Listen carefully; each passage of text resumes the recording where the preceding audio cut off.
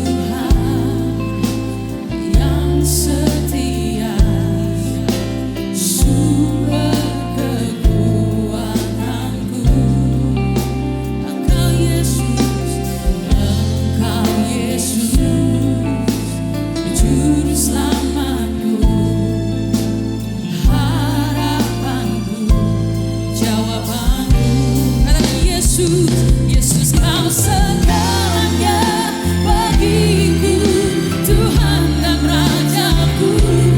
Kasih sayang-Mu melimpah di dalam hidupku, salib-Mu tebusku, bebaskanku, sembuhkan aku. Ku percaya mujizat-Mu ku alami sekarang ini. Yesus kau segalanya bagiku, Tuhan dan Rajaku. Sayang-Mu melimpah di dalam hidupku, salib-Mu tebusku, bebaskanku, sembuhkan aku. Ku percaya mujizat-Mu ku alami sekarang ini.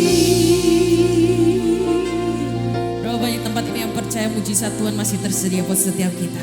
Yang percaya katakan amin. Haleluya. Mendengarkan pujian ini dari awal dengan segenap hati. Percayalah bahwa Dia Allah yang setia. Dia senantiasa ada dalam setiap musim kehidupan kita. Dia ada menyertai setiap apa yang kita perbuat. Naikkan pujian ini dari hatimu Bapak Ibu Saudara. Katakan Engkau Tuhan yang setia. Engkau Tuhan yang setia. Kau sumber kekuatan. Engkau Yesus. Kau juru selamatku Tuhan. Harapanku, jawaban. Angkat tanganmu dan katakan, Yesus kau segalanya bagiku, Tuhan dan Rajaku. Kasih sayang-Mu melimpah di dalam hidupku, salib-Mu tebusku, bebaskanku, sembuhkan aku. Ku percaya mujizat-Mu ku alami sekarang ini. Yesus kau segalanya bagiku, Tuhan dan Rajaku. Kasih sayang-Mu melimpah di dalam hidupku, salib-Mu tebusku, bebaskanku, sembuhkan aku. Ku percaya mujizat-Mu ku alami sekarang ini. Anugerah-Mu bagiku, tak sekalipun Tuhan, tak sekalipun Kau tinggalkanku. Besar kasih setia-Mu, ku percaya padamu.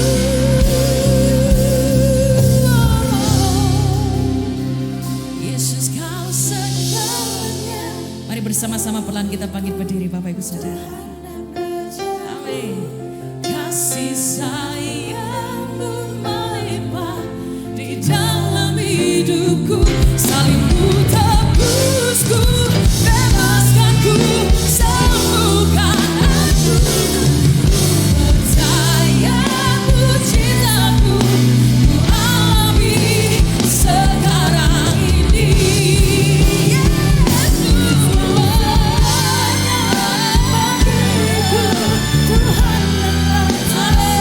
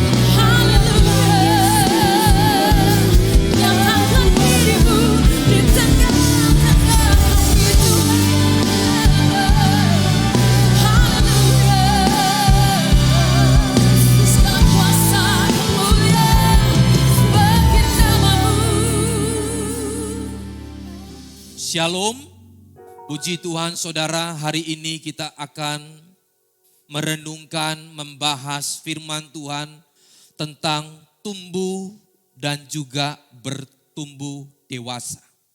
Grow and grow up. Saudara, seringkali orang bertumbuh tetapi akhirnya dia berhenti di tengah jalan.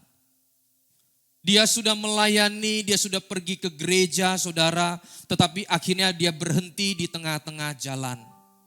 Sehingga dia tidak menghasilkan buah, sehingga dia tidak menjadi orang yang dewasa di dalam rohaninya. Gereja itu bukan sekedar organisasi. Gereja itu bukan sekedar tempat. Gereja itu, saudara, disebut juga organisme. Sesuatu yang hidup, yang di dalamnya itu ada nafas, ada pertumbuhan, ada makanan, ada yang namanya perkembangan biak, saudara, ada regenerasi. Ada yang namanya buah-buah yang dihasilkan. Itulah gereja sesungguhnya. Kita pun sama, saudara. Di dalam kekristenan, kalau kita tidak ada yang namanya berbuah, bertumbuh menjadi dewasa, maka kekristenan kita itu hanya sekedar status di dalam KTP kita, status di dalam hidup kita.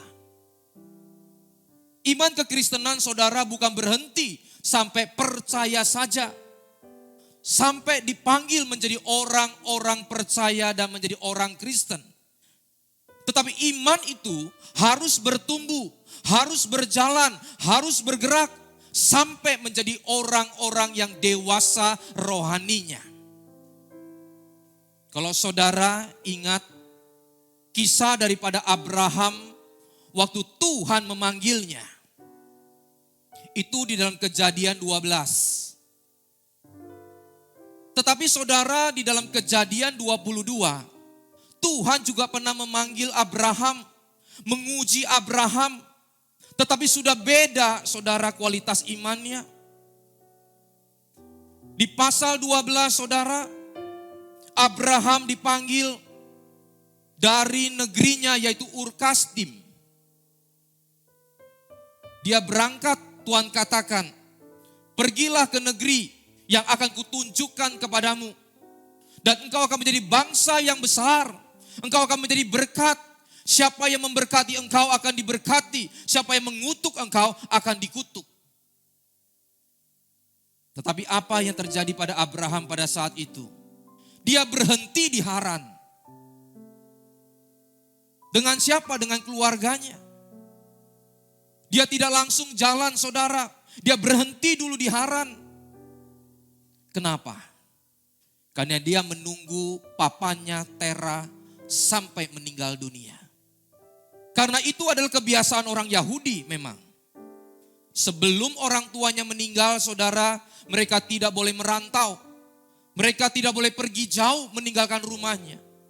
Sehingga dia menunggu bapaknya Tera sampai meninggal.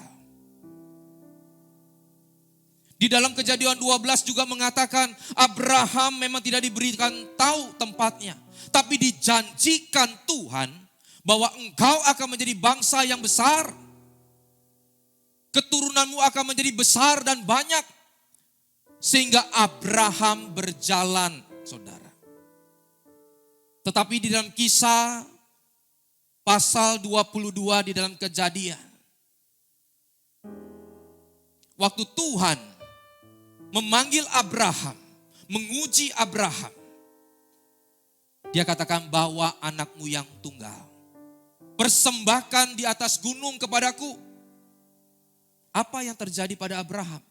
Keesokannya, pagi-pagi benar, Abraham berangkat dengan imannya, saudara.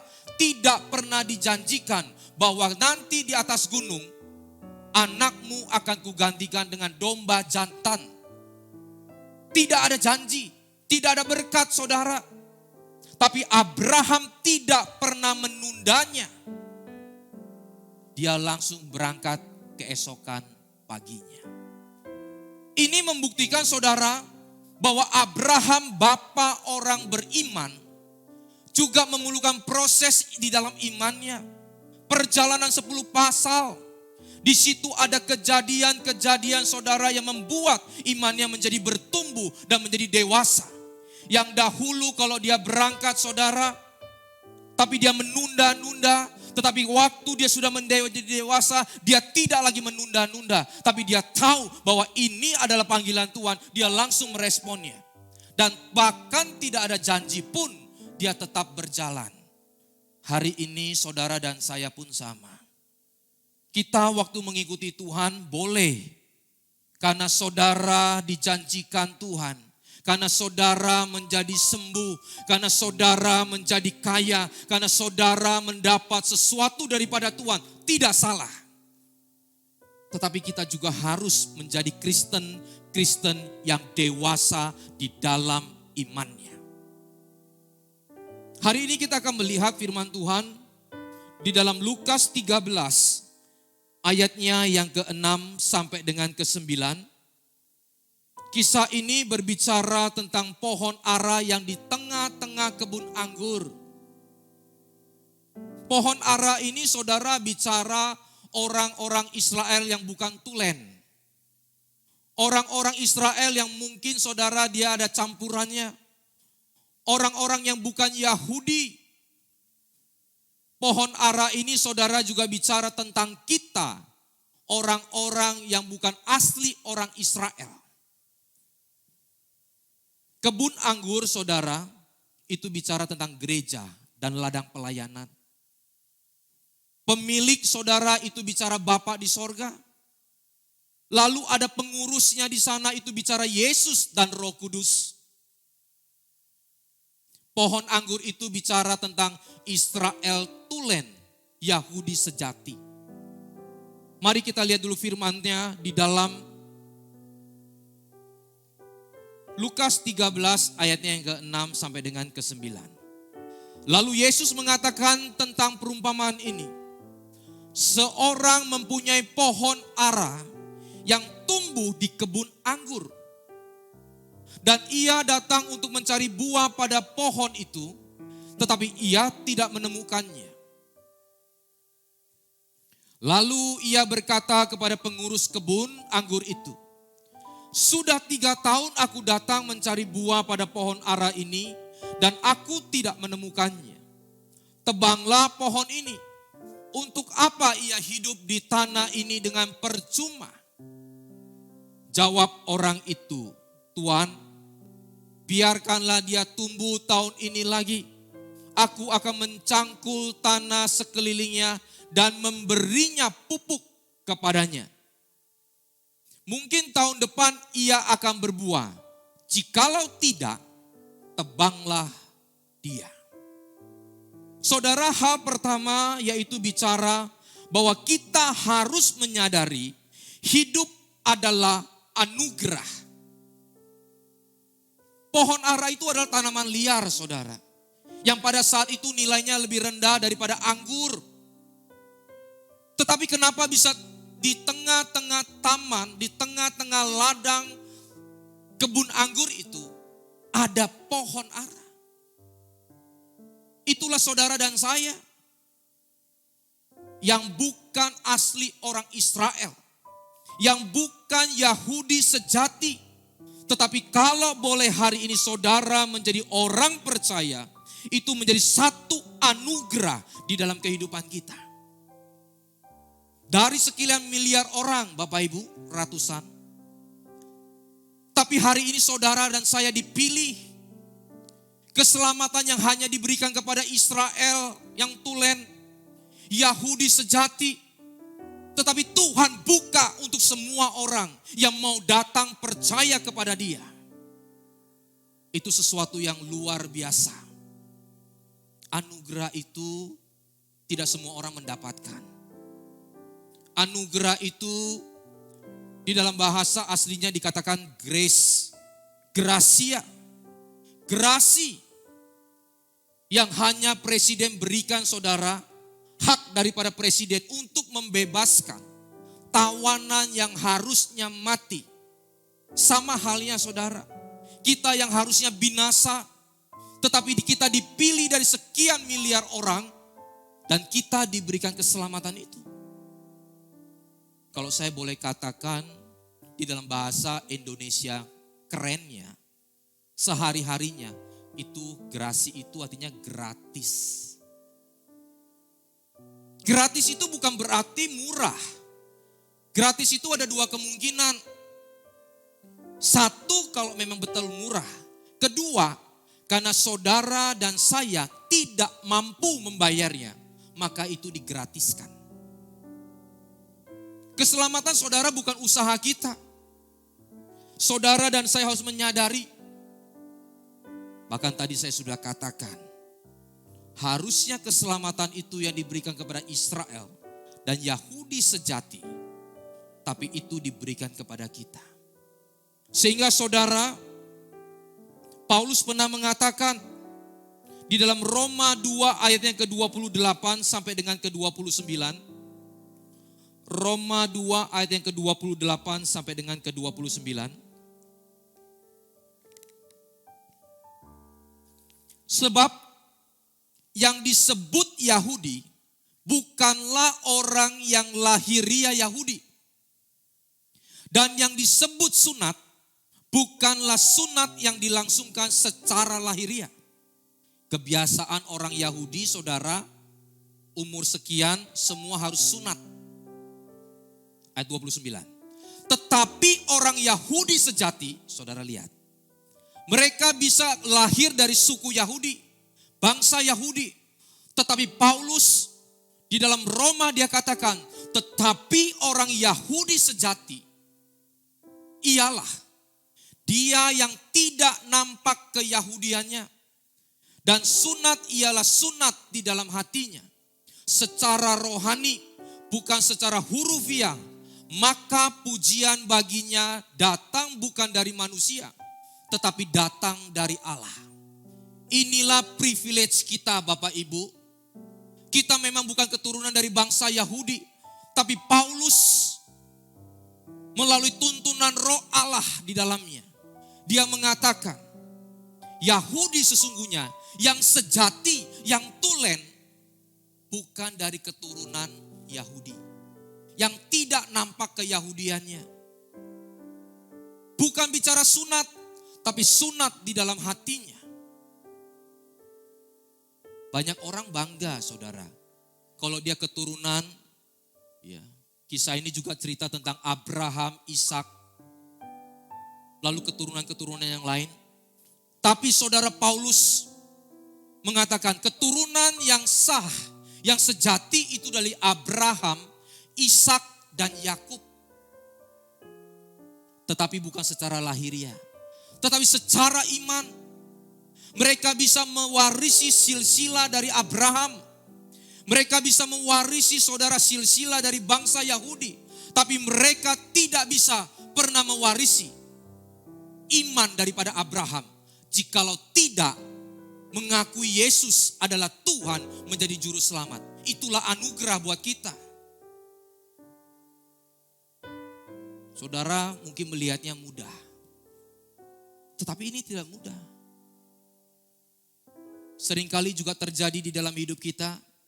Kita merasa bangga. Silsilah saya Pak, dari keturunan ini, keturunan majelis, keturunan pendeta, keturunan raja, keturunan ini saudara. Tetapi itu belum mencerminkan iman kita. Belum mencerminkan kedewasaan rohani kita.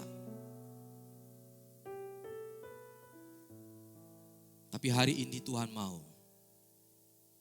Iman bukan diwakili dari silsilah apa. Tetapi saudara mewakili iman yang bertumbuh. Bukan secara lahiriah, tapi sunat di dalam hati. Hati ini harus dijaga. Hati ini saudara harus dibersihkan.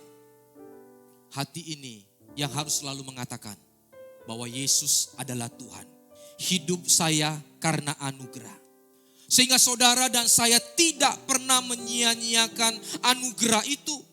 Kalau kita tahu dari sekian miliar orang, kita tahu bahwa meskipun kita bukan Yahudi bukan Yahudi tulen, bukan Israel saudara, tapi kita dipilih. Kalau kita menyadari hal ini, menyadari ini, maka saya yakin Bapak Ibu, hidup kita tidak akan kita sia-siakan. Anugerah yang Tuhan berikan, yang tidak bisa kita bayar, saudara akan hargai luar biasa. Saudara tahu hidup, talenta, karunia yang Tuhan kasih, itu saudara akan persembahkan kembali kepada Tuhan. Karena saudara tahu bahwa hidup ini milik Tuhan. Kalau saudara ingat bahwa talenta yang Tuhan kasih kepada 3 orang, 1, 2, dan 5. Yang 2 dan 5 menyadari bahwa itu adalah karena kebaikan tuannya.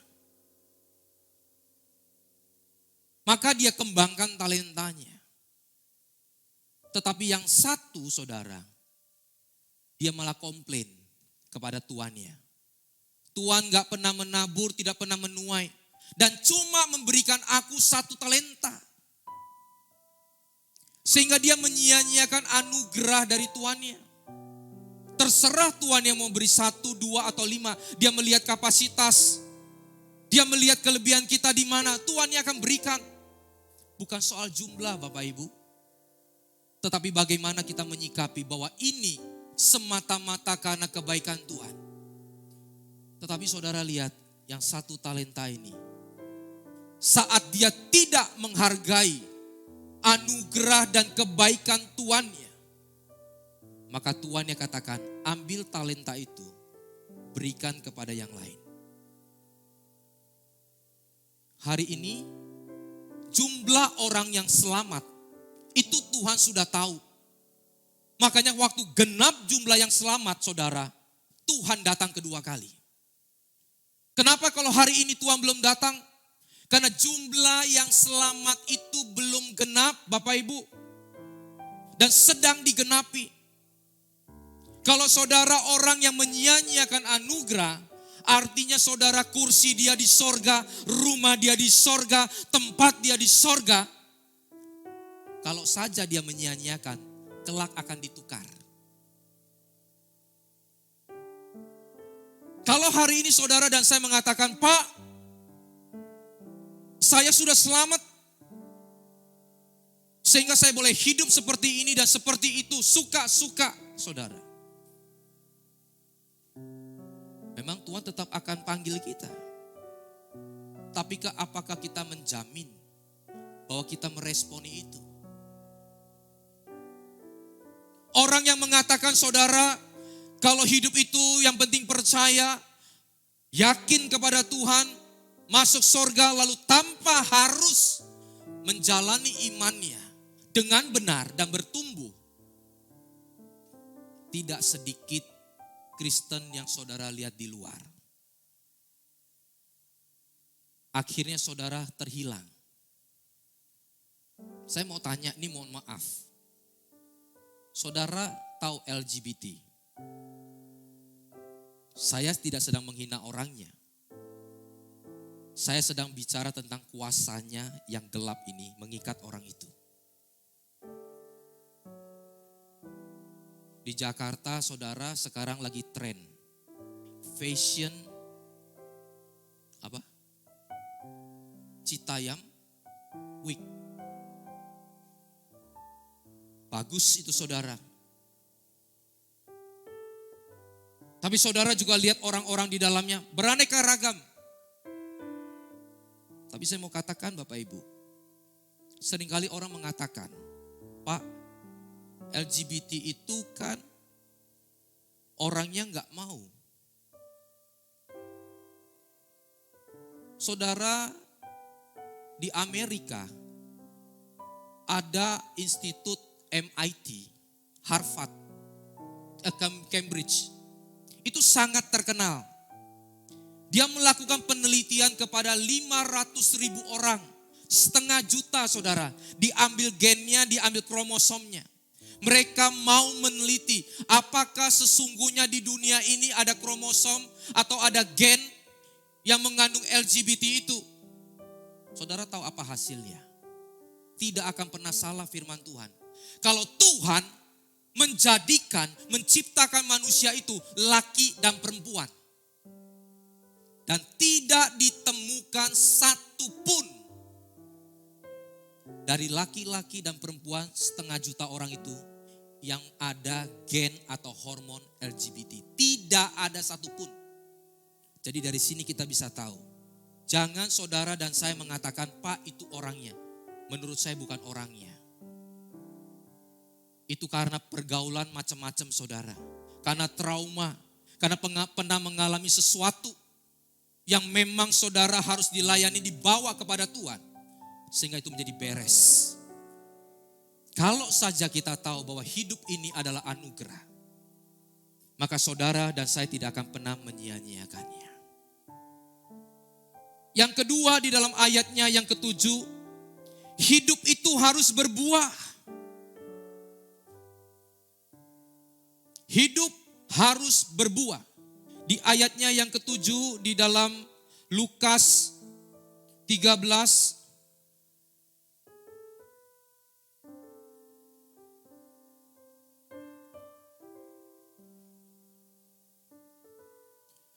Lalu Yesus,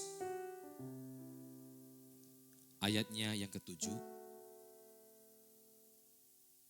Lalu ia berkata kepada pengurus kebun anggur itu, sudah 3 tahun aku datang mencari buah pada pohon ara ini. Dan aku tidak menemukannya, tebanglah pohon ini. Untuk apa ia hidup di tanah ini dengan percuma? Saudara, kalau kita menyia-nyiakan hidup kita, anugerah yang Tuhan sudah berikan, keselamatan yang jumlahnya genap itu harusnya kepada bangsa Israel, kepada orang Yahudi saudara. Tapi diberikan kepada kita. Pohon ara yang sudah mengambil saudara air di kebun itu. Gizi dari kebun itu. Nutrisi dari kebun itu. Hari ini saudara yang mengambil gizi, nutrisi firman Tuhan yang sudah kita dengar, yang sudah kita baca. Tapi kalau kita menyia-nyiakannya saudara, terlalu sayang. Mungkin saudara dan saya mengatakan, Pak, kok Tuhan cuma memberi 3 tahun? Sesungguhnya itu bukan 3 tahun plek saudara. 3 tahun itu masa panen. Orang Yahudi saudara kalau panen itu tidak boleh langsung. 3 tahun pertama itu harus diberikan kepada musafir. Diberikan kepada orang-orang miskin. 3 tahun pertama itu saudara harus dibagikan kepada orang. Sehingga kalau 3 tahun yang dimaksud ini adalah tahun ke-4 sampai tahun ke-6.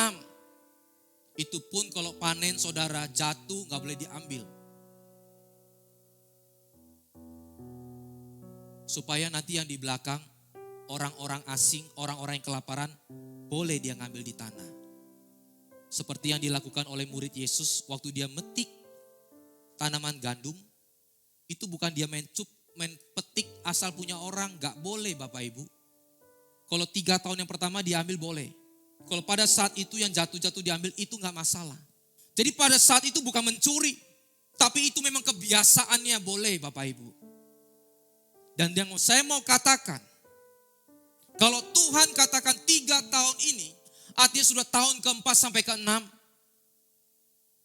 Plus lagi nanti pengurus, yaitu minta kepada Allah pemilik, kasih 1 tahun lagi, artinya 7 tahun. Bukan bicara tentang angka, tapi 7 kita tahu, angka ini ada sesuatu yang sudah sempurna Tuhan berikan. Tuhan tidak pernah tidak memberikan kesempatan kepada kita. Tuhan tidak pernah tidak menolong kita. Tuhan tidak pernah tidak memberi ruang kepada kita Bapak Ibu. Ruang itu selalu besar, lebar diberikan kepada kita. Tapi apakah kita menyia-nyiakannya?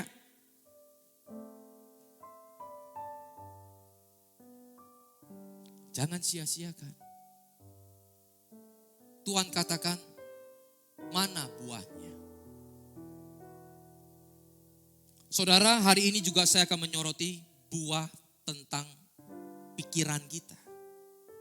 Ya, kita tahu buah roh itu adalah buah. Tetapi saudara, kita kadang-kadang lupa bahwa buah yang Tuhan minta adalah juga buah pikiran kita. Karena ini sangat mempengaruhi kekristenan kita, jalan kita, iman kita. Saudara mau melihat mukjizat, orang mati bangkit, orang lumpuh berjalan, itu tidak sama. Itu hanya akibat. Itu hanya satu fenomena, saudara, yang memang juga harus ada di dalam kekristenan. Tapi tidak berhenti sampai di sana. Itu kita sedang bertumbuh, tapi belum menjadi dewasa. Pertanyaannya, saudara, kalau saja doa kita belum dijawab, kesembuhan itu belum kita terima, apakah kita masih tetap mengatakan, Tuhan, hidup kami ini adalah anugerah? Apakah kita tetap bisa mengatakan Tuhan baik? Disitulah saudara dan saya akan terlihat kedewasaan kita. Makanya itu lahir dari buah pikiran kita.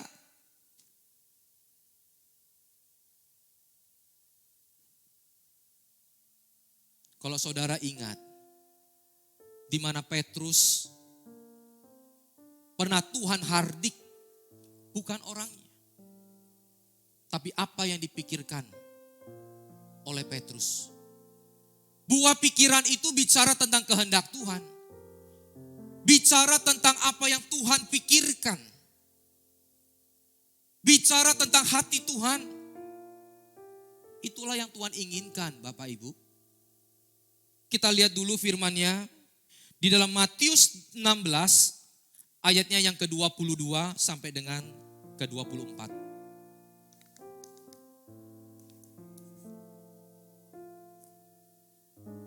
Tetapi Petrus menarik Yesus ke samping dan menegur dia. Katanya, Tuhan, kiranya Allah menjauhkan hal itu. Apa hal itu? Yaitu rencana Tuhan, kehendak Tuhan. Yesus harus mati di atas kayu salib untuk menebus dosa manusia. Pikirannya Tuhan, kehendaknya Tuhan. Tapi Petrus tidak paham akan hal itu. Dan dia katakan apa? Hal itu sekali-kali takkan menimpa engkau. Ayat 23. Maka Yesus berpaling dan berkata kepada Petrus, enyahlah iblis, engkau suatu batu sandungan bagiku.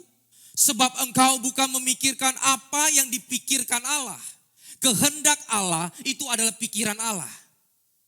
Kita saudara harus mengetahui apa kehendaknya.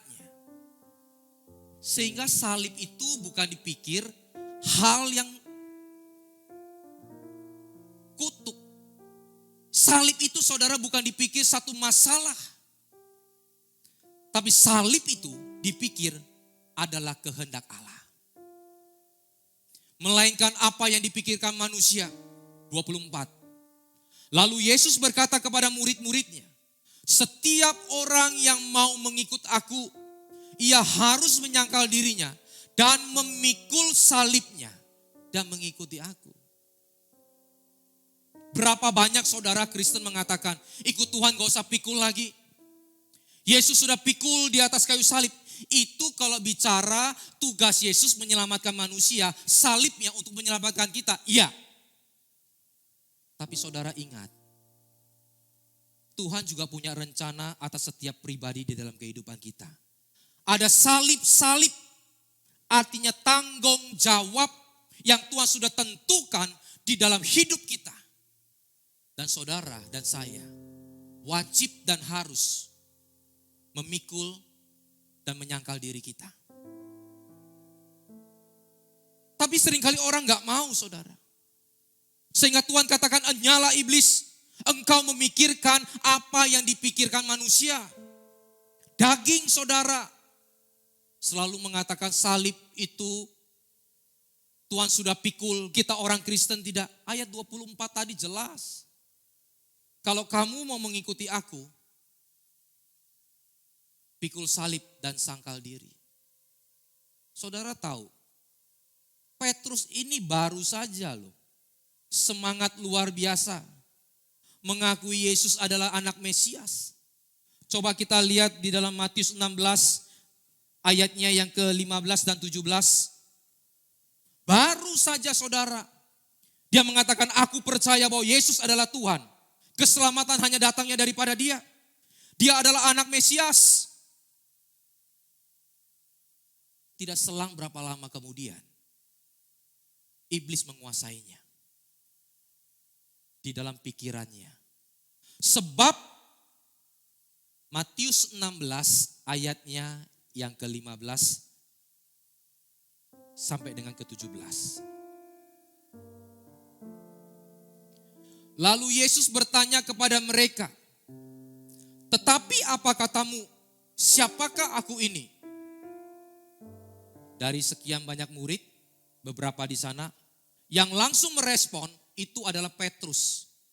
Engkau adalah Mesias, anak Allah yang hidup.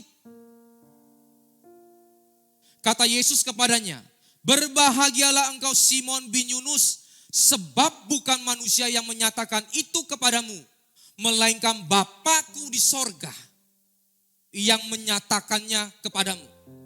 Luar biasa Bapak Ibu. Mendapat satu anugerah. Dia bisa memahami, dia bisa mengetahui bahwa Yesus adalah Tuhan anak Allah, Mesias, Juru Selamat.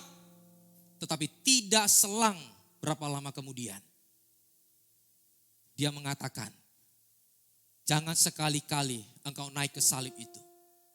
Ini adalah gambaran kekristenan kita. Iman percaya kita kepada Tuhan. Kita percaya bahwa Yesus adalah Juru Selamat. Tapi kalau buah pikiran kita bukan atas pikiran Tuhan, kehendaknya, maka saudara, kita tidak masuk di dalam rencana Tuhan. Iblis akan saudara selalu bermain. Dia akan bicara sesuatu, dia akan susupi, dia akan tipu kita. Semua itu tujuannya supaya saudara mengutuki Tuhan. Saudara akhirnya tidak ada di dalam rencana Allah.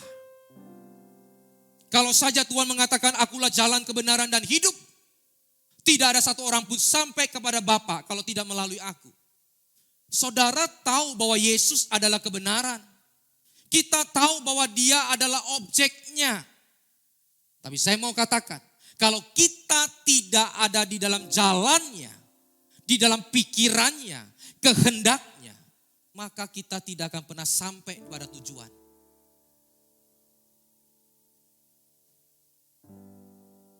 Tidak akan pernah sampai. Jalan pikiran Tuhan, buah pikiran Tuhan. Dan setan akan selalu saudara di dalam pikiran kita ini. Saudara ingat, waktu setan mencobai Ayub,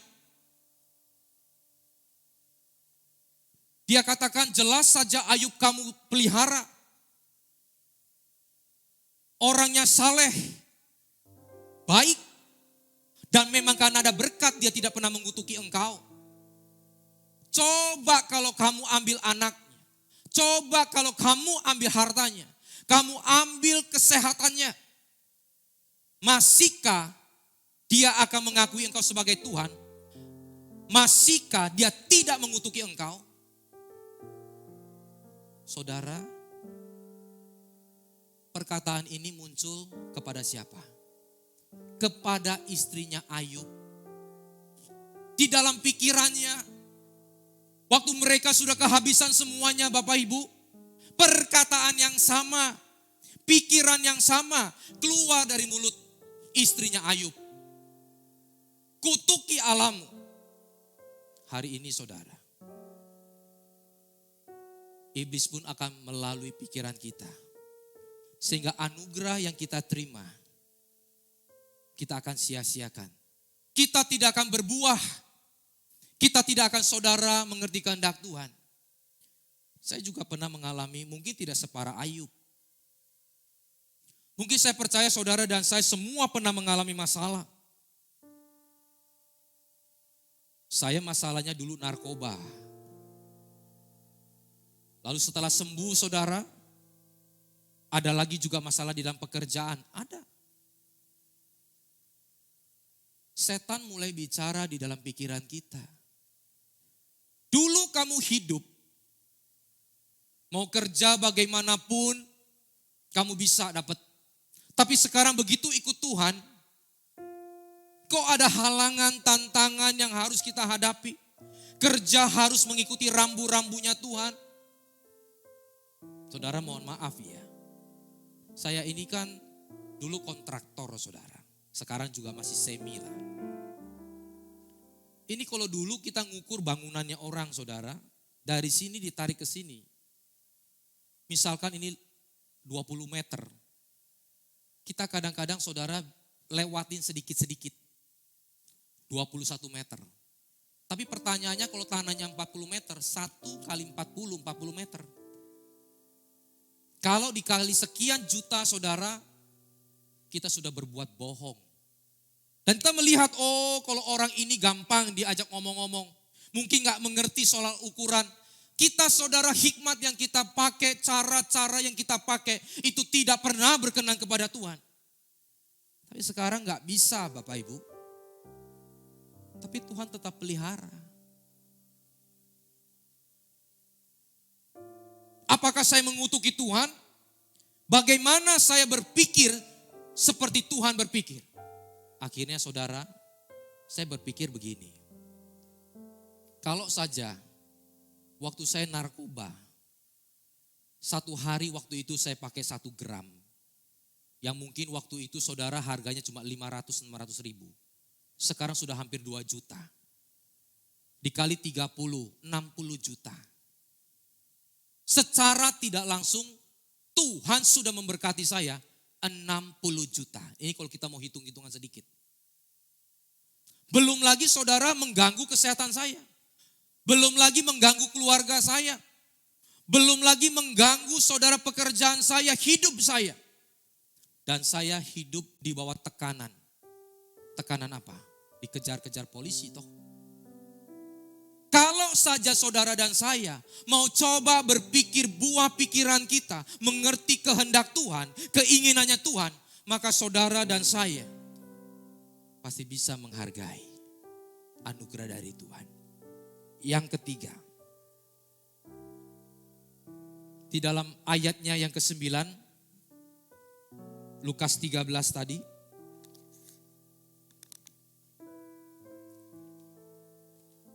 ayatnya yang ke-9 dikatakan saudara, bahwa pengurus itu minta saudara, ayat 8, beri 1 tahun lagi.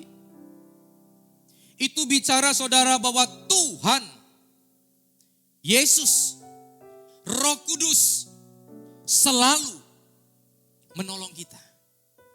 Tuhan selalu menolong kita. Sampai kapan? Sampai kita tidak mau ditolong. Saudara perhatikan baik. Tuhan itu setia. Tuhan itu maha kasih. Dia juga maha adil. Tuhan selalu menunggu, Tuhan selalu menolong kita. Tidak pernah dia tidak menolong kita. Sampai kapan dia berhenti menolong kita? Sampai waktu kita sudah tidak mau ditolong lagi. Makanya kata 1 tahun itu sempurna Bapak Ibu pertolongan Tuhan. Tapi apakah kita mau meresponi itu? Makanya kalau kasih Tuhan, kesabaran Tuhan, kesetiaannya yang menunggu kita. Tapi kalau akhirnya kita tetap tidak mau, maka Tuhan katakan, izinkan kepada pemilik kebun itu, tebanglah. Karena bukan aku jahat, tapi anak engkau tidak mau ditolong. Di dalam Roma 8 ayatnya ke-28 sampai dengan ke-29. Roma 8 ayatnya yang ke-28 sampai dengan ke-29. Di dalam terjemahan Indonesia kita lihat. Kita tahu sekarang bahwa Allah turut bekerja dalam segala sesuatu untuk mendatangkan kebaikan bagi mereka yang mengasihi Dia, yang yaitu bagi mereka yang terpanggil sesuai dengan rencana Allah. Allah selalu turut bekerja sebab semua orang yang dipilihnya dari semula, mereka juga ditentukannya dari semula untuk menjadi serupa dengan gambar anaknya, supaya anaknya itu menjadi yang sulung di antara banyak saudara. Saudara dan saya dipanggil, saudara dan saya dipilih. Dan di situ Tuhan katakan, aku turut bekerja. Tuhan selalu bekerja bagi kita. Dia selalu setia, Dia selalu menolong kita. Sampai kita tidak mau ditolong. Mari kita lihat di dalam terjemahan Inggrisnya kalau ada. Roma 8 ayatnya yang ke-28. And we know that all things. Kata turut di sana ditulis dengan kata walk together. Bekerja sama. Jadi Tuhan tetap menolong. Tapi apakah kita mau bekerja sama meresponi saudara? Jadi Tuhan itu selalu setia. Sampai kita tidak mau ditolong, Tuhan tetap setia menolong kita. Kita yang memutuskan tidak mau bekerja sama. Bukan saja bekerja sama, tapi juga sama-sama kerja. Bekerja sama itu hanya sampai kepada saudara satu keyakinan. Tuhan, saya mau berubah. Tuhan, saya mau ikut Tuhan. Tapi saudara tidak pernah sampai tindakan seperti si bungsu yang terhilang. Saudara, begitu dia sadar ini salah, dia kembali ke rumah bapaknya. Tapi lagi-lagi saya mau katakan Tuhan itu baik.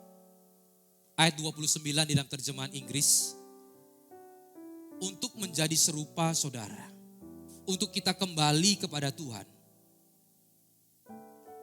Itu semua karena Tuhan katakan begini.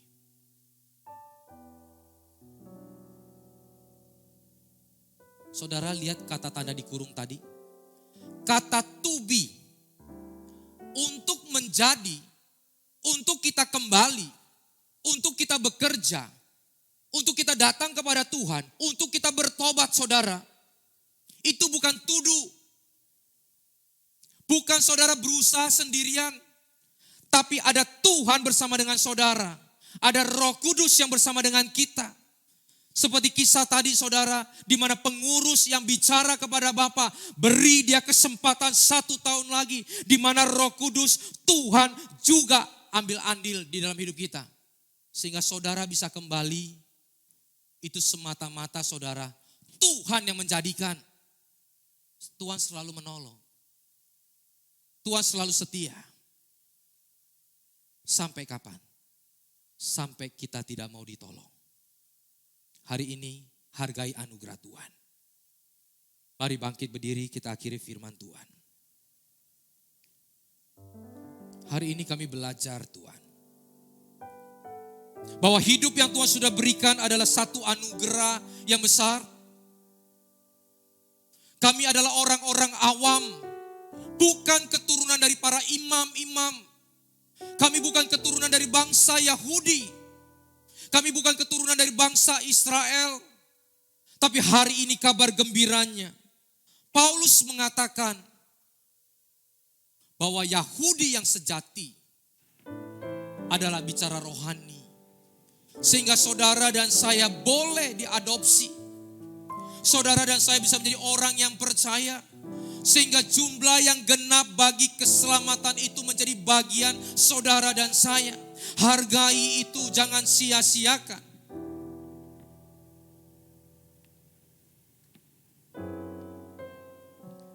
Jangan sampai pikiran kita dipakai oleh si iblis. Akhirnya kita mengutuki Tuhan kita. Akhirnya kita mengatakan bahwa Tuhan jahat. Tapi Tapi percayalah bahwa kehendaknya, rancangannya itu selalu memberikan masa depan yang penuh dengan harapan. Dia selalu menolong kita sampai kita tidak mau ditolong. Terima kasih Tuhan. Kami mau berdoa untuk gereja-gereja yang ada di seluruh dunia. Bagi para hamba Tuhan sampai kepada semua jemaatnya.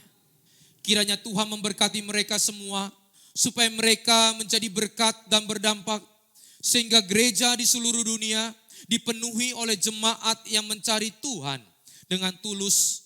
Buat semua hamba Tuhan dan gereja bersatu, rukun dan tidak terpecah-pecah. Supaya dunia percaya bahwa Yesus adalah Tuhan bagi kemuliaan Allah Bapa. Demikian juga untuk gereja di mana kami Engkau percayakan untuk mengembalakannya. Yaitu gereja Blessing in the Spirit. Tuhan, kami mau berdoa untuk setiap persembahan dari jemaat-Mu. Kiranya Tuhan Kau menerimanya dan membalasnya berlipat-lipat. Biarlah persembahan ini berkenan kepada Tuhan sebagaimana persembahan Habel. Tuhan Engkau memberikan kemurahan-Mu. Balaslah kebaikan dan kerelaan hati jemaat. Jaga dan lindungi mereka. Serta peliharalah mereka beserta keluarga, pekerjaan dan kesehatannya. Mari dekatkan kedua tangan di dada. Firman Tuhan katakan, jagalah hatimu dengan segala kewaspadaan. Karena dari situlah terpancar kehidupan. Jemaat yang dikasihi Tuhan, jadilah berkat dan terimalah berkat rahmat anugerah dari Allah Bapa di surga. Di dalam putra tunggalnya Yesus Kristus yang telah mati bagi dosa-dosa kita. Dan dia bangkit pada hari ketiga sehingga kita sembah Tuhan Allah yang hidup. Iman kita bukan kepada Tuhan yang mati. Dia akan datang kedua kalinya menyebut gereja dan umatnya yang berjaga-jaga, kudus, dewasa, bijaksana, serta menghakimi dunia. Dan di dalam persekutuan dengan Roh-Nya yang kudus, menghibur, menguatkan, menginsafkan, dan terus membuat hati kita berkobar-kobar di dalam kasih semula, kekudusan, kebenaran, dan menjadi saksi Kristus dari sekarang sampai selama-lamanya. Mari kita sama-sama tutup di dalam doa Bapa kami. Bapa kami yang di surga, dikuduskanlah nama-Mu, datanglah kerajaan-Mu, jadilah kehendak-Mu di bumi seperti di surga. Berikanlah kami pada hari ini makanan kami yang secukupnya, dan ampunilah kami akan kesalahan kami, seperti kami juga mengampuni orang yang bersalah kepada kami. Dan janganlah membawa kami ke dalam pencobaan, tetapi lepaskanlah kami daripada yang jahat. Karena Engkaulah yang punya kerajaan dan kuasa dan kemuliaan sampai selama-lamanya. Amin. Tuhan Yesus memberkati. Silakan duduk.